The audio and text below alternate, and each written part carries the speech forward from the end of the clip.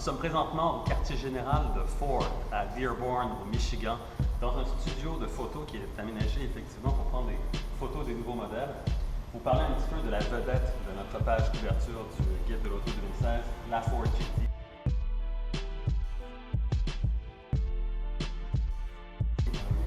Lorsqu'elle a été dévoilée au Salon de l'Auto de Détroit en janvier 2015, c'était vraiment la star du salon. Elle a éclipsé toutes les autres voitures.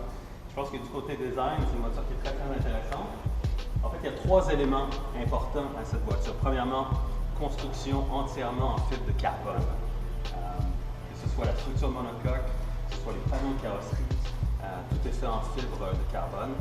Deuxième élément, le moteur EcoBoost. C'est pas un moteur V8, c'est un moteur 3,5 litres V6 turbo-compressé.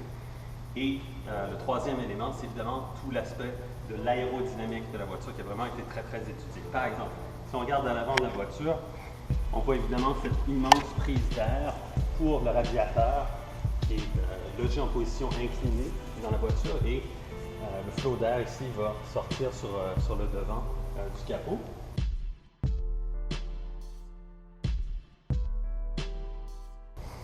Et si on regarde ici du côté de la voiture, on remarque tout de suite que la carrosserie de la voiture s'incurve véritablement vers l'arrière et que les roues arrière finalement sont comme un peu dissociées de la carrosserie du véhicule. Ça, c'est un détail intéressant qui est rendu possible par le fait que la voiture est entièrement réalisée en fibre de carbone. Si ça avait été fait par exemple en aluminium, ça n'aurait pas été assez solide, il y aurait eu beaucoup trop de flexion et ça n'aurait pas été possible.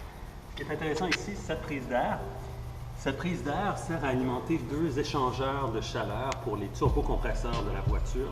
Et donc, ce qui se passe, lorsque l'air entre ici, il y en a une partie qui est canalisée à travers l'échangeur de chaleur qui est juste ici et qui va ressortir, et ça c'est un détail vraiment intéressant, au centre du feu arrière de la voiture.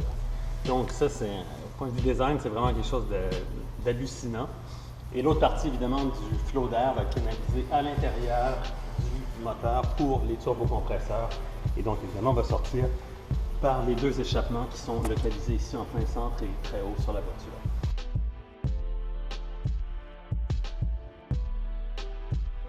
Aérodynamique, ici on a un aileron arrière qui est mobile, c'est un des éléments aérodynamiques de la voiture. Donc il peut se lever pour assurer une plus grande stabilité à haute vitesse et qui peut même se déployer comme ceci vers l'avant pour créer une espèce d'aérofrein, un peu comme par exemple sur les McLaren lorsqu'on fait un freinage qui est très appuyé.